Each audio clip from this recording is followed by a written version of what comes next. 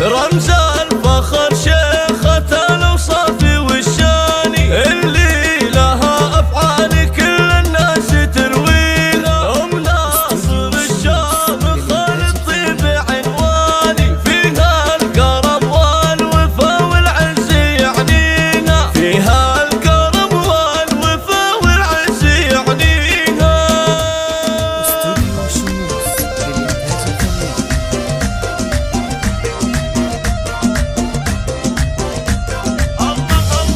رمز الفخر شيخة الأوصاف والشاني، اللي لها أفعال كل الناس ترويها. أم ناصر الشامخ الطيب عنواني، فيها الكرم والوفا والعز يعنيها، في الجود كفار عطايا كنها مزاني، شيخة وبنت الشيوخ اللي نحييها، شيخة وبنت الشيوخ اللي نحييها.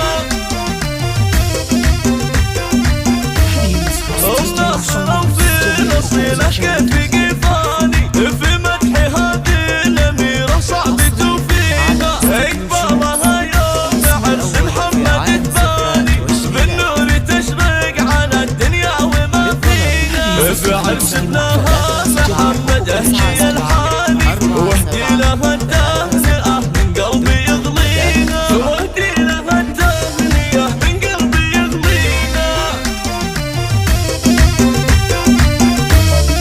مبروك يا محمد وجعل الهنا زماني، والله يديم السعادة لك ويبقيها. يا محمد الشامل الوقفات برهاني، إلى المرجلة والشجاعة أكبر معانيها، اتفاخر يوم ناصر بين الأكواني، بعيالك أهل المعالي حي طريقها، بعيالك أهل المعالي حي طريقها.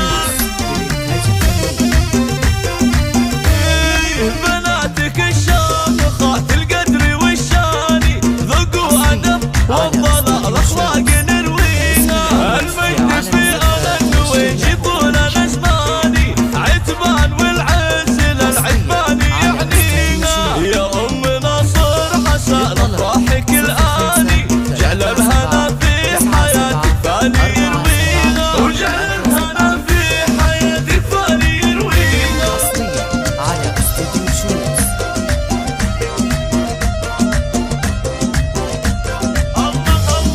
رمز الفخر شيخة الأوصاف والشاني، اللي لها أفعال كل الناس ترويها.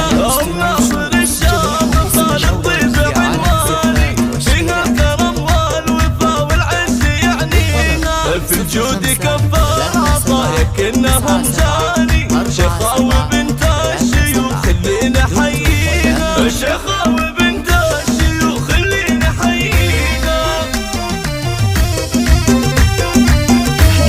أم ناصر في نصيلة كيف قفاني، في مدح هذه الأميرة صعب توفيها، إقبالها يوم عرس محمد تباني، بالنور تشرق على الدنيا وما فيها، في عرس ابنها محمد أهدي الحاني، واهدي لها التهنئة من قلبي يغليها، واهدي لها التهنئة من قلبي يغليها.